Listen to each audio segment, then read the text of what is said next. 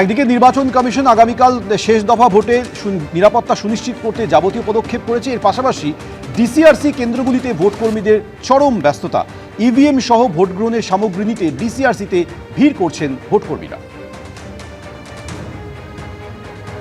আমরা গীতাঞ্জলি স্টেডিয়ামে রয়েছি, ডিসিআরসি সেন্টার, এবং সেখানে আমরা দেখতে পাচ্ছি যে কসবা বিধানসভার এই যে মেটেরিয়াল কাউন্টারগুলো, সেখানে ইতিমধ্যে যে ইলেকশনের জন্য যে ভোটিং যে কিটগুলো থাকে সেইগুলো কিন্তু ইতিমধ্যে এখানে রেডি করা হয়েছে বা তৈরি করা হচ্ছে একেবারে গুনে গুনে। কিছুক্ষণ আগে কয়েকজন ভোট কর্মীদের সাথে আমরা কথা বলছিলাম এবং তারাও কিন্তু ইতিমধ্যে বলছেন যে প্রত্যেকবারের তুলনায় এবারে নিরাপত্তা নিয়ে তারা অনেকটাই তারা বলছেন যে কড়াকড়িটা তারা দেখতে পাচ্ছেন। যারা আসবে ওদের ওই ব্যাগগুলো তুলে দিতে হবে, সেইগুলো মোটামুটি সব রেডি করা আছে। এগুলো সব কি ভোটিং কিট? হ্যাঁ, এগুলো সব ভোটিং কিট, যেগুলো বুথে বুথে যায় সেই তাদের ব্যাগ। এই ব্যাগগুলো যারা পোলিং কি কি আছে মূলত ভোটিং কিটের? যেমন আমরা দেখি ইভিএম এর মধ্যে আছে, পুরো আইটেমটা এর মধ্যে আছে।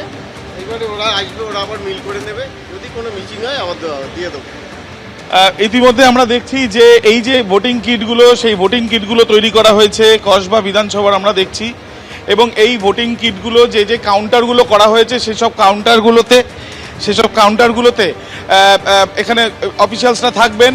নির্দিষ্ট কাউন্টারে নির্দিষ্ট যারা পোলিং অফিসাররা তারা আসবেন এখানে, এবং তারা এখানে এসে তারা একের পর এক এই ডিস্ট্রিবিউশনের কাজগুলো চলবে। এবং আজকেই নির্দিষ্ট যে কেন্দ্রগুলোতে বা যে পোলিং বুথগুলোতে সেগুলোতে তারা চলে যাবেন। আমরা দেখছি এখানে অনেকে রয়েছেন, তাদের সাথে আমরা কথা বললাম, এবং এখানে যারা পোলিং অফিসাররা তাদের কিন্তু আসা শুরু হয়েছেন আমরা দেখছি, এবং তারা এখানে একেবারে এখানে প্রত্যেকটা কাউন্টারই এখানে আলাদাভাবে নির্দিষ্ট করে দেওয়া হয়েছে ঠিক কোন পিএস নাম্বারের এখানে কাউন্টারে কে আসবেন, এবং এইভাবেই ভাগ করা হয়েছে।